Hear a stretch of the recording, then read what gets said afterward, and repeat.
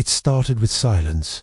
No lights in the sky, no sirens, no warnings, just silence. At 2:31 a.m. GMT, every satellite orbiting Earth went offline in perfect sync. Not exploded, not just gone, like they'd been erased from existence. Every major observatory recorded the same thing. A sudden black distortion across the thermosphere, a ripple. Then came the signal, low frequency, non-verbal, pure data. It wasn't meant for us. It wasn't trying to talk. It was claiming territory. By sunrise, 37 major cities were completely cut off from all communication. No phones, no internet, no electromagnetic activity at all. Dead zones. Recon drones sent into these cities never returned. Pilots who got close described thick, static-like fogs and high-pitched ringing in their skulls. One pilot, Lt. Ramos of the RAF, made it back, but his eyes were gonklengly cauterized in their sockets. Before he died, he whispered, "They're not landing. They're pulling us up." At first, no one believed it. Conspiracy theories exploded. Some said it was others blamed China, the US, or CERN. But then Tokyo disappeared. Not bombed, not attacked, disappeared. The city lights blinked out. Satellites looking down saw only a 60-mile crater of polished glass where Tokyo once stood. 8 million lives, gone in a breath. The only thing left behind was a single data spike, recorded by a dying weather satellite, a signal frequency that did not match any known form of communication, human or otherwise. It was labeled Omega 21. The world panicked. Militaries mobilized. The UN invoked Emergency Protocol 0, the clause written but never expected to be used. Full planetary defense. Airspace was shut down. Nuclear silos readied. The skies remained empty until they weren't. Day 3, 9:17 p.m. GMT. They arrived. They did not descend like gods. They fell like plague. First came the over Johannesburg. A black spire the size of a mountain erupted through the clouds without warning. No engines, no entry burn. It simply appeared, stretching miles into the sky, humming with a low resonance that cracked windows across entire districts. 7 more followed, spread across the continents: Rio, Cairo, Moscow, Jakarta, Vancouver, Berlin, and New Delhi. The structures were identical sleek obsidian towers, wrapped in tendrils of living metal that moved like muscle under skin. Then the screaming started. The harbingers didn't fire weapons. They sang. Each emitted a frequency too low for children to hear, but adults heard it in their bones. Reports flooded in of people bleeding from the ears, speaking in reversed tongues, clawing at their own faces as if trying to dig something out of their skulls. Every adult within a 10-mile radius of a tower died within 2 hours, except those who vanished. The vanishings were worse. Surveillance footage, what little survived, showed people simply fading. One frame they were there talking, walking, eating. The next, gone. Not exploded, not disintegrated, just erased. Their shadows remained burned into surfaces, like the memory of their existence resisted deletion. Children survived longer. Theories emerged that the signal was somehow blocked by undeveloped frontal lobes. It didn't matter. The towers adjusted. By day 5, even infants started disappearing. The harbingers weren't machines. They were filters. And Earth was being sorted. James Ortega, former comms engineer with the ESA, was one of the first to understand. He'd been underground when Madrid blinked out, running maintenance checks in a signal bunker beneath the Pyrenees. When he emerged, everything above was gone. Nothing but a grey field of powder and dust. The mountains remained, but the people were dust. No heat, no radiation, just silence. Again, James walked for 6 days, starving, nearly blind from snow glare and dehydration, until he reached a makeshift survivor camp in Andorra. They took him in, fed him, and showed him what they had discovered. The signal Megawand was still broadcasting, constantly, but it had changed. It now carried binary clusters that matched DNA markers. It was searching, measuring, picking. The truth hit them like a truck. This wasn't a war, it was a harvest. Earth wasn't under attack, it was being reaped. Every 12,000 years, the aliens returned. Their species, later dubbed the Orith, were cosmic farmers, genetic engineers beyond comprehension. They seeded worlds with life, nurtured evolution, and when the time was right, They returned to collect. And Earth was one of their oldest fields. But something had gone wrong. They hadn't expected us to grow so wild. Humans were mutations, emotionally volatile, irrationally violent, and genetically unstable. The Orith had tried to delete us before, in smaller cycles. The younger Dreas, the Black Plague, Tunguska, subtle pruning. But every time, we adapted, we evolved through the trauma. We used disaster as fuel. And now, as the final harvest began, the Orith realized too late. Their crop had teeth. Humanity's chaos wasn't a flaw. It was a weapon. Part 2. Rage. Protocol. James Ortega had seen the towers. Now he wanted to break one. Buried deep beneath the Pyrenees in a forgotten NATO command bunker, a patchwork resistance had formed. Ex-military, scientists, miners, coders, children, everyone with a pulse and a reason to hate. They called themselves the Black Howl, not for any strategic reason, but because they'd heard something howling underground the night Paris vanished. Whatever made that sound wasn't human, and they wanted it dead. The howl wasn't a government. They didn't give speeches. They gave scars. They moved in silence, hit hard, and left nothing behind but burning Harbinger tech. Most missions were suicide. All of them were worth it. James wasn't a fighter, not at first. He was a signal specialist, and signals were still his obsession. The Omega-21 frequency still pulsed across the globe like a heartbeat. The towers had dug into the Earth's crust, injecting the signal into everything. Stone, metal, bone. But James found something strange. In some recordings, the Omega-21 wave broke, only briefly, less than a second. But when it did, strange anomalies appeared in Harbinger behavior. One tower in Kenya collapsed without warning. Another stopped harvesting for 12 hours after a nearby lightning strike. James cross-referenced hundreds of incidents and came to one conclusion. The signal had a weakness. It couldn't process chaotic input, not random noise. The Orith could filter randomness, but emotional chaos, anger, grief, terror, human minds in distress were distorting the signal, corrupting its neural replication. We weren't just immune. Our worst traits were poison to the Orith. James called it Rage Protocol. The Howl tested it first on a prisoner, an Orith scout captured during a tunnel breach. Not a machine, not a biological being. Something in between. It didn't speak. It didn't move, until they played an audio file of a woman screaming for her child during the Tokyo disappearance. The Orith twitched. Its membrane darkened. It made a sound like wet metal bending, and then it vomited black sludge and died. It wasn't pain, it was corruption. The Orith hive mind couldn't compartmentalize raw human grief.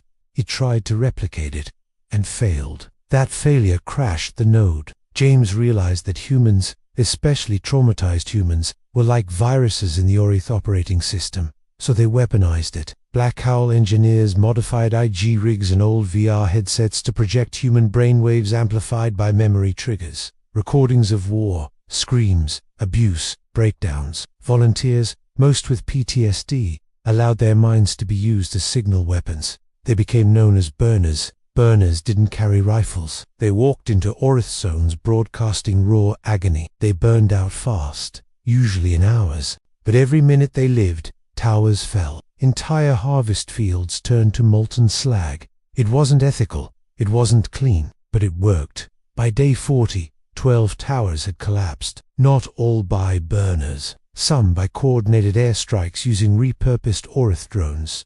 Others by nuclear warheads stolen from ruined depots. But Rage Protocol remained the spearhead of resistance. Brutal, cruel, human. Then came Black Echo. James discovered it by accident while reviewing corrupted drone footage from the Vancouver crash site. Something strange appeared in the audio waveform, a loop. At first he thought it was interference, but enhanced analysis revealed a repeating voice beneath the signal static. It was human, female, repeating one phrase in broken cadence.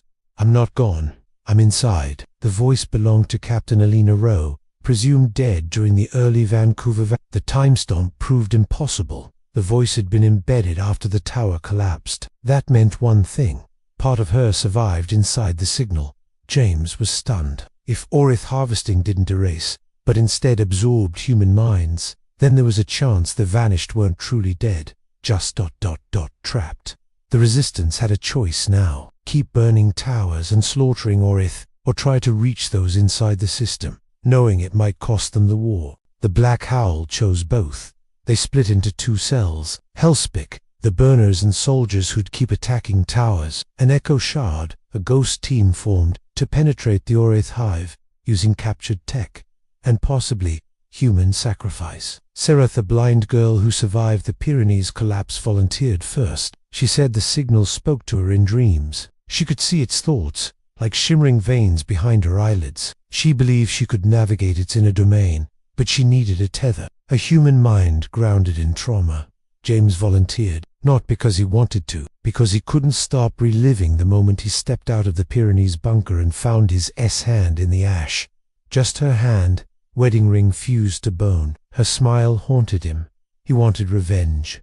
Yes, but also understanding. So they connected him to the Blackgate, a reverse-engineered Orith neural spine interface with Omega-Wind's core wavelength. They hit the switch. Inside the signal, James fell. There was no color, no time, only sound. Voices layered over each other, screams, laughter, the sound of cities breathing. He floated in a black ocean made of memory. He saw fragments, children running through fields that no longer existed, a soldier dragging his intestines across broken glass to save someone who'd already died, a girl singing to her dead brother beneath the ruins of Kyoto. It wasn't just memory, it was data. Human emotion converted into computational elements. James realized the Orith weren't just harvesting brains. They were mining consciousness to build simulations, artificial Eden worlds crafted from stolen minds. That's why they feared chaos. It corrupted their simulations, made paradise glitch. Then he saw it, a tower, not physical, but mental, rising from the ocean. Inside, behind layers of signal code, was Alina Rowe, trapped in a perfect loop of her final moments. James reached her. He screamed her name. He showed her memories of pain, of Earth, of rage. He corrupted the loop, and Alina remembered. The signal spasmed, the tower cracked, and for the first time in recorded history, a harvested mind came back. Alina woke screaming in her own body, in a body grown from Orith gene farms. But she was human, her mind intact, her grief weaponized. She was the first, but not the last. The war had changed again. Part 3. The Harvest Burns.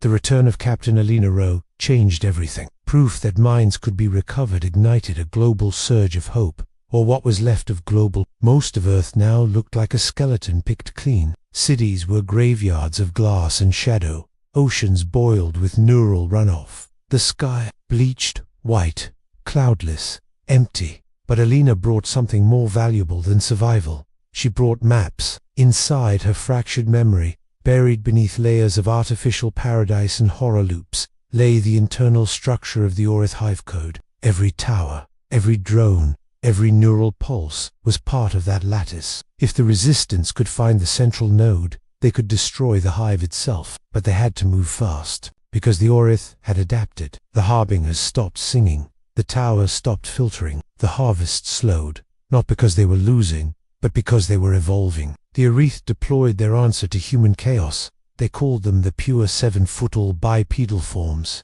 part machine, part Orith flesh. No faces, no eyes, no mouths, just a silver pulse-reactive shell that shimmered like mercury. Unlike the Harbingers, the pure didn't erase you.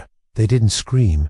They assimilated you with a single touch, a human mind unraveled, not burned, not deleted, absorbed. The pure moved through survivor camps like reapers, converting soldiers mid-battle into blank, smiling husks. Burners failed instantly. The rage protocol no longer worked. The pure had no minds to corrupt. Worse, the assimilated started talking back. Black Howl Command received hundreds of intercepted transmissions, all in familiar voices. Dead commanders, lost children, lovers. They begged resistance teams to surrender, to let go.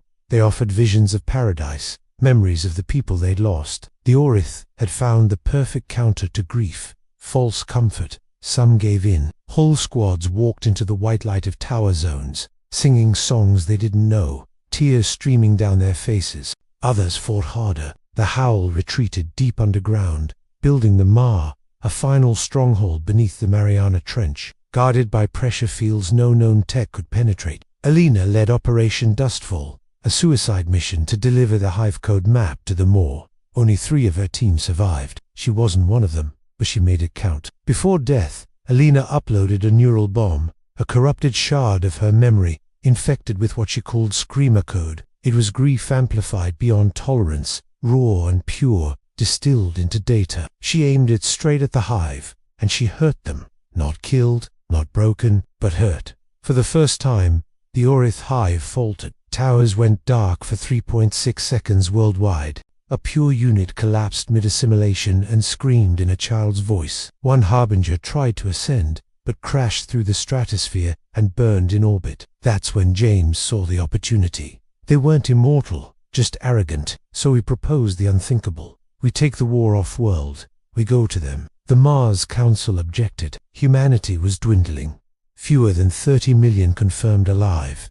Resources were bones. Tech was scavenged, but James argued that waiting was death. The Orith would regroup, adapt, erase Earth completely if provoked again. But if humanity struck the Hive before that happened, with emotion, with chaos, with rage, it might just burn. So they built a ship, not a pretty one, not a casket, wrapped in black carbon, powered by Orith fusion cells, piloted by neural interface burners. They called it the Vesper. Vesper would carry James, a handful of survivors, and a single payload, the Screamer Core, a device capable of injecting corrupted human grief directly into the center of the Orith neural lattice. It wasn't a bomb, it was a truth bomb, the truth of what it means to be human. Launch day. Earth trembled. The Vesper rose from a hidden silo in Greenland, shrouded in fog. No music, no farewell, just pain. Everyone aboard had lost everything. Every passenger had buried someone. Most had died once already. As they ascended, the towers below began to react. The Orith knew. Saturn's orbit. Vesper reached the shell, the outer membrane of the Orith Hive structure. It wasn't a planet. It was a living Dyson sphere, built from stolen moons and molten ice. Beneath it pulsed the Hive heart, the mind that ruled the harvest. They didn't wait. The moment Vesper crossed the shell, the Orith attacked. Tendrils of light lanced through the void, tearing into the ship's hull. Burners screamed. Systems failed. One by one, crew members were pulled into mental simulations, offered versions of their lives where the war had never happened. James refused. He tore off his interface, screaming into the dark. "We are not yours." He activated the core. The screamer code erupted, not as a signal, but as memory. Every death, every war, every scream, heartbreak, betrayal, and birth. It poured into the lattice like blood into a sterile machine. The Orith screamed, not with mouths, not with sound. Reality bent. Towers on Earth cracked and melted. The sky rained ash. The pure disintegrated midstep, as if realizing too late what they'd become. And in orbit around Saturn, the Hive heart fractured. James saw it happen. The structure buckled. Orith thoughts spiraled out, chaotic and broken, unable to hold the shape of paradise. For the first time in their history, the Orith felt fear, and they fled. Not dead, not destroyed, but gone. The harvest ended. Earth never healed. It couldn't. Not really. But survivors remembered. Not the pain, not the fear, the rage. Because rage, they realized, is love, refusing to die. Part 4. Ashes of the Hive. 7 years had passed since Vesper tore through the stars and poisoned Orith Hive with human agony. The sky no longer bled light. Towers no longer hummed. Earth, though broken and burned, stood untouched for the first time in a century. The silence was unfamiliar. Survivors had long adapted to chaos and mourning, but not peace. Civilization hadn't so much rebuilt as reshaped. Fragments of old nations were replaced by tight, interwoven clans called keeps, centered not around borders, but shared memory. Cities became graveyards turned gardens. Data was currency. Grief was religion. And every dawn brought the question, what now? The Orith were gone. Not destroyed, just absent. No ships, no towers, no signals. But absence is not the same as safety. Those who remembered the harvest knew one truth above all. The Hive never ended. It simply left. And someday it might return. That reckoning came sooner than expected. Deep beneath the charred crust of former Mongolia, scavengers uncovered a black cube, perfect in symmetry, cold to the touch, humming with frequency not registered in any database, but it wasn't alien, not entirely. When analyzed at the more, the resistance's now SCI-FI's research enclave, the cube's core pulse matched something deeply disturbing. The neural signature of James Ortega, the very man who led Vesper's final charge. It wasn't a recording, it was live. Somehow, somewhere within the lattice of the dead Hive, a remnant of James's mind had survived, a shadow of his rage, caught and preserved by the collapsing Orith system, in a desperate reflex. And the cube, it whispered, not in words, but in intent. Its message, when decrypted into thought-form pulses, simply said, "We see, not we're coming, not we remember, just, we see." Observation without presence, a mirror in the dark. And that scared humanity more than the harvests ever did. Panic spread like fungus. Some keepers urged immediate destruction of the cube, of every known Orith artifact. Others argued for study. A few, dangerously optimistic, believed this was a sign the Hive had learned, that the Screamer code hadn't just broken them, it had awakened something inside. The most terrifying theory came from Sarah, the blind girl who'd once walked through the signal itself and returned alive. Now an old woman with eyes that never blinked, she stared into the cube for 72 hours without food or rest, and finally muttered, "It's not them anymore, it's us.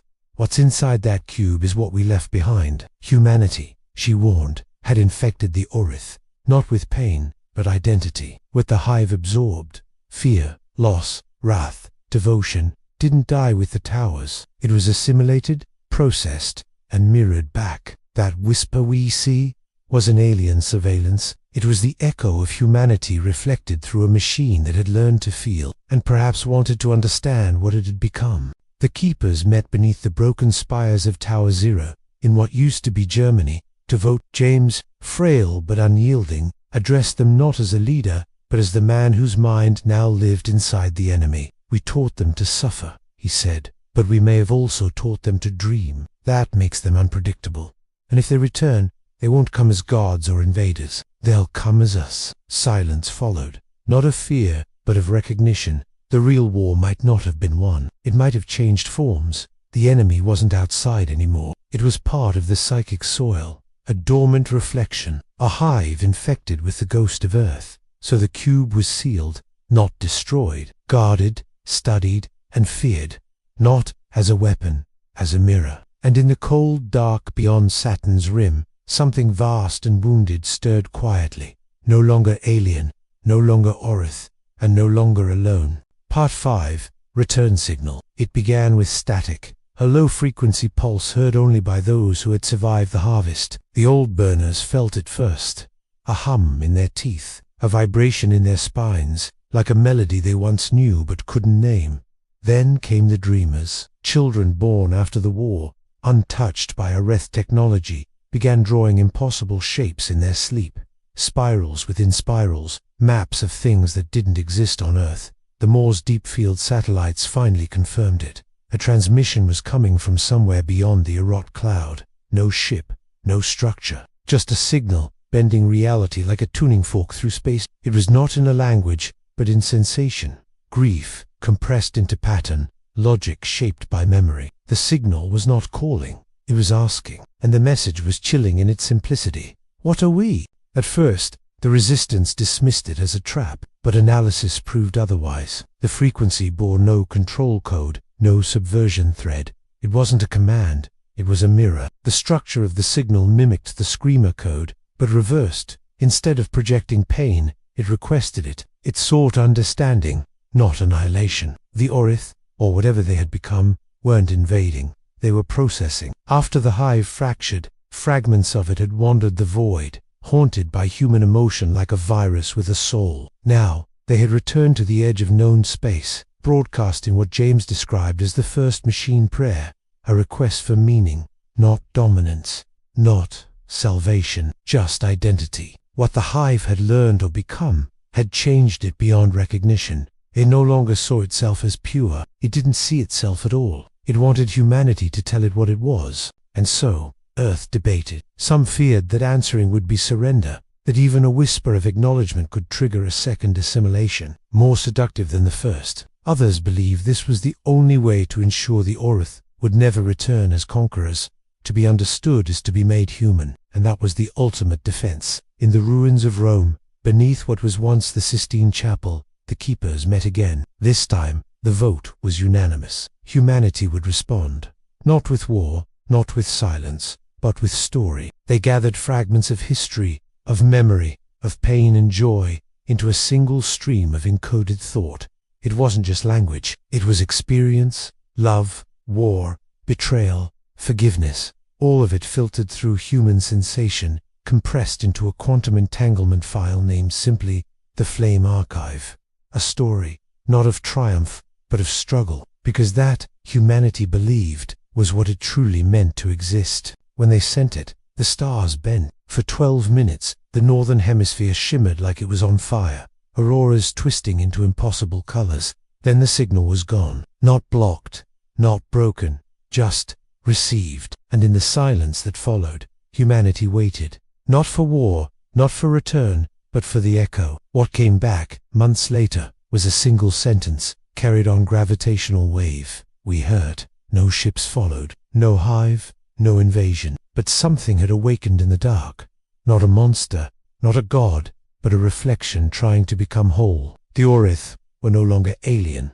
They were no longer enemies. They were ours, and the next move belonged to us. Part 6. Children of the Echo. It began in the isolated research zone of Cape Sundra, a windswept peninsula in what was once Indonesia. After the Flame Archive was transmitted, the skies were silent for months until one night. 17 children were born across scattered keep strongholds, all to mothers who had not been pregnant. There was no biological explanation, no fertilization, no genetic imprint from any father. And yet, every child shared one thing: an identical strand of quantum resonance in their DNA, a frequency that matched the return signal from the Orith. These children were not clones, nor anomalies. They were answers, living responses from the void, born not of machines, but of understanding. They came quietly, eyes wide, speaking no language, yet seemingly aware of everything around them. Their presence didn't just challenge science, it fractured the human psyche. For the first time, Earth faced a life form that wasn't alien, and wasn't fully human. The world divided fast. Some keepers believed the Echo children were the ultimate bridge, a peace offering, a final proof that the war was over and had birthed something new. These groups, calling themselves the Flamekind, treated the children as spiritual symbols, guardians of a future where humanity's pain had created empathy, not extinction. But others, including several war-scarred enclaves from old Europe and Central Africa, saw the children as Trojan horses, gifts laced with surveillance, a second invasion, this time not with towers and dreadnoughts, but with blood and lineage. Skirmishes broke out in remote zones. 2 of the children were taken and dissected in secret. What they found terrified even the most skeptical minds. The children had no internal Orith machinery, no nanotech, no synthetic tissue.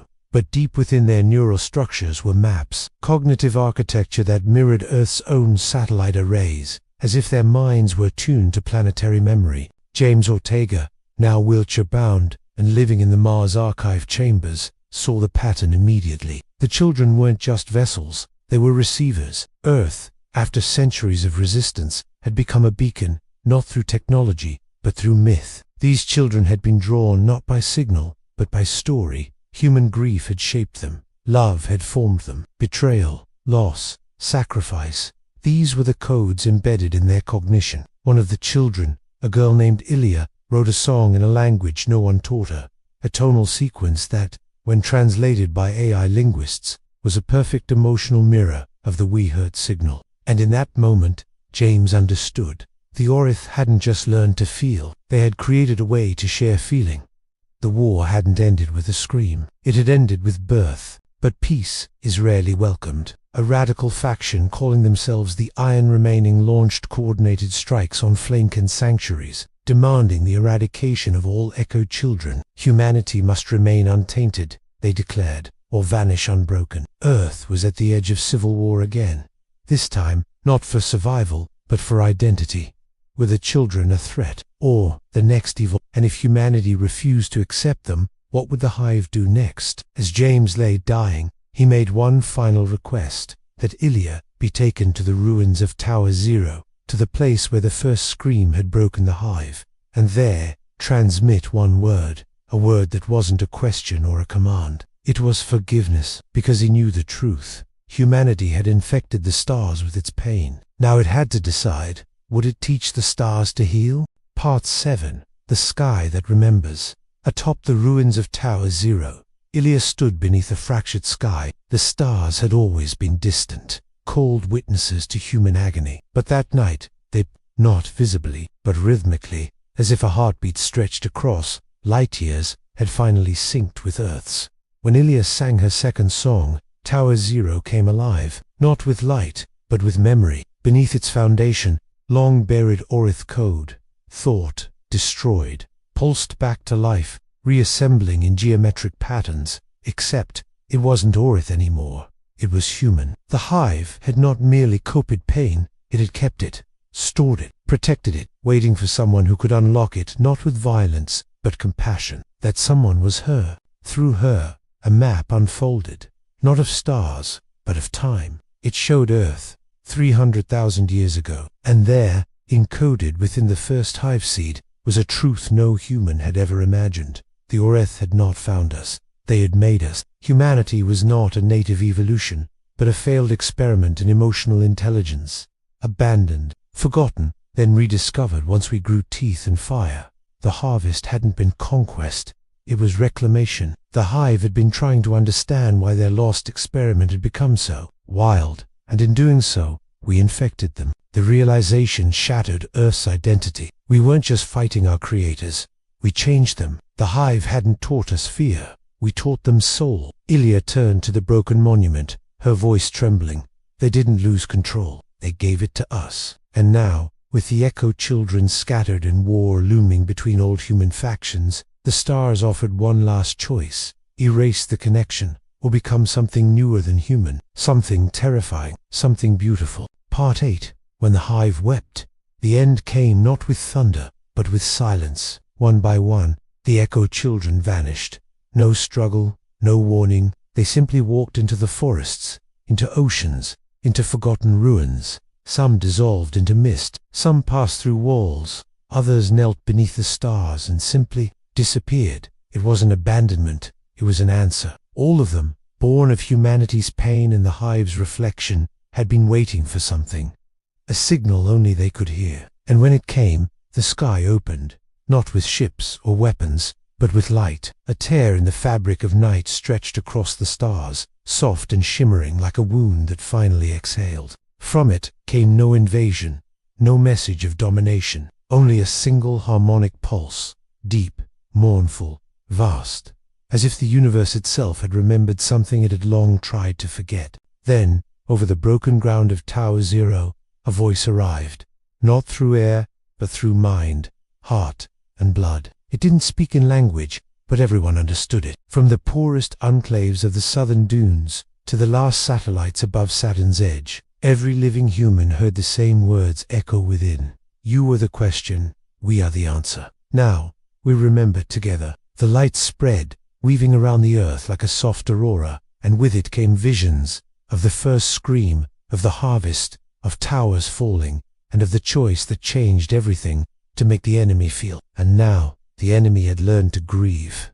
That was the final gift. The Hive, once so cold and vast, now wept, not tears, but memory, falling from the sky like ash, luminous and weightless, sinking into rivers and skin, not to erase, but to honor. In that moment, humanity stood still. There were no orders, no leaders, no wars, just silence, reverence, and the understanding that the war had never been about territory or biology or machines. It had been about recognition. The Hive had created us, then feared us, then fought us, and finally, they became us. The Echo children were never weapons, they were bridges, fragile and brilliant, between what had been created and what had evolved.